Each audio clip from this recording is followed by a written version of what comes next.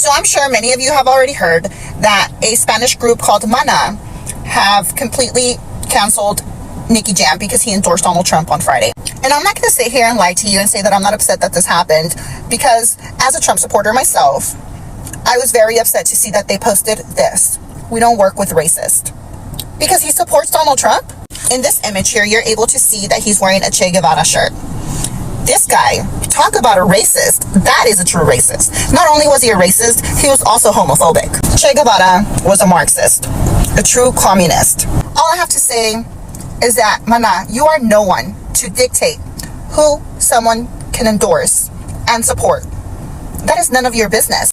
Or call someone a racist because they support Trump. People who listen to your music and have been supporting you for years, some of us support Trump. We're not racist.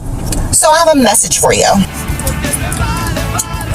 And then for those of you who are making fun of Trump because he misgendered Nicky Jam, I mean, let's be real. Do you really think that Trump listens to Nicky Jam? No. I mean, I thought gender didn't matter to you guys anyway. Yes, it is crazy to see some people behaving like the world revolves around them. This guy endorsed Trump the other day, just a day after. People were dropping him. It is insane. And they attribute that Trump is racist. Can you imagine this? You will understand how the world operates when you see things like this. But there is something more interesting. I want us to take an exclusive look into this. Morning Joe host slammed the mainstream media for false equivalency and siding with the anti-Trumpers by ignoring the craziest thing Trump says when questioned on policies and instead attacking Democrat nominee Vice President Harris. You dare not venture to say something contrary to Kamala, as these people will come after you. There is this clip this guy had with Maher. I'm never going to vote for Trump, but I'm not sure I want to vote for Kamala. And my fear is that she doesn't really have a very good command of what she wants to do as president. It would be great for her to sit down with you or George Stephanopoulos or you, Stephanie, and get a succession As if she'd sit down with me. Why not? Brett. Ask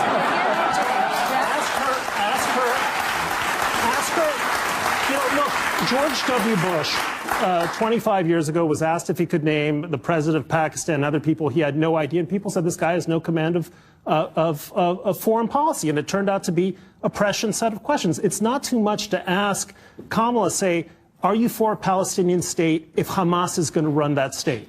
Okay. Yes or no? And let's say you don't like her answer. Are you going to vote for Donald Trump? No, I'm not. Kamala I just said I'm not going to vote for her. Harris is not running for perfect. She's running against Trump. We have two choices. And so there are some things you might not know her answer to.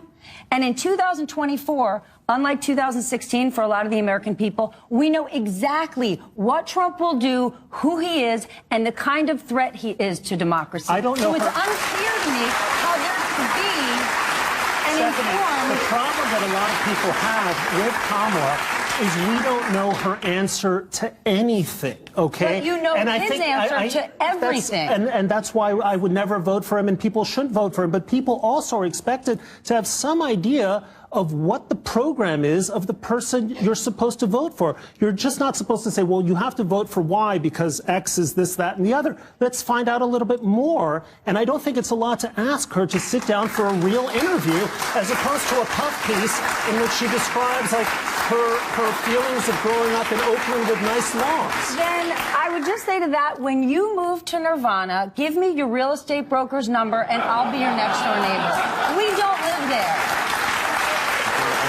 That really is, and I like Brett, and I like Bill Maher said, he's a fan of what he reads, but I don't know what universe he lives in. He actually said, we don't know her answer to anything. That's just false. Not true.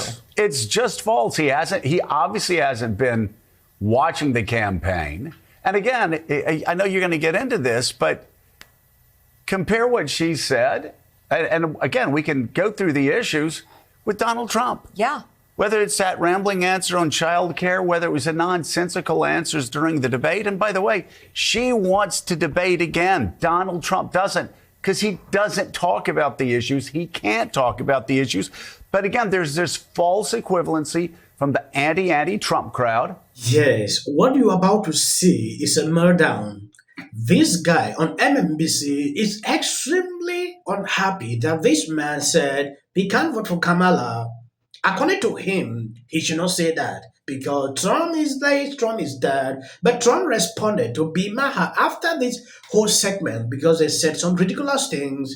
The rating challenge Maher on his increasing boring show on HBO is really having a hard time coping with Trump derangement syndrome. He is a befolded mess, sloppy and tired, and every conversation with B and C least guests seem to start with or revert back to me. This week he had Dumas a rock bimbo, Stephanie from SVNC on the show, along with Trump-hating loser Brad, who seemed totally confused and unsure of himself, very much like Maher himself. Stefan should find himself another line of work because I am driving the fellow New York Times absolutely crazy, and it is very hard, perhaps impossible, for a writer to write well of me without suffering from the wrath of the degenerate editors who, with a push from the top, have gone insane. They apologized to their readers in 2016 for their complete and total mess, and they will do it again in November.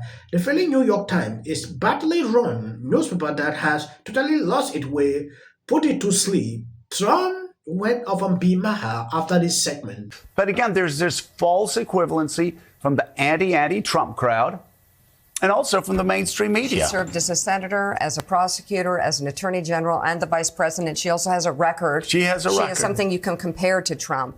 But something's happening out there where people are trying to flatten, and it's not just the anti-Trumpers. It's also people in the mainstream media. They're going, yes, Donald Trump, he's saying all of these crazy things, but did you see that?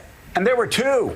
There are two people this weekend with significant columns going, but did you see her answer to the local Philadelphia question where she actually gave a 3-point answer? And she talked about, $50,000 for startup small businesses. She talked about tax breaks, $25,000 tax breaks for first-time home buyers. She talked about a private.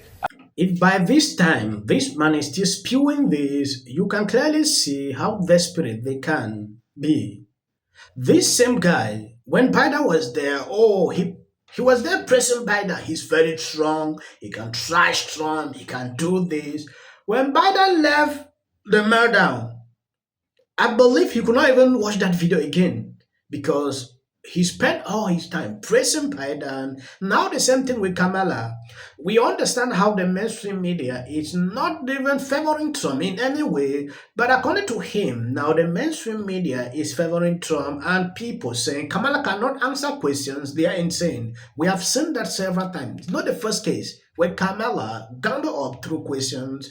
When a question surfaces about the border, how can you do to solve the issue? She could not answer. When a question surfaces comparing these administrations and what we used to see 4 years ago, she could not respond. So you will understand the difference here.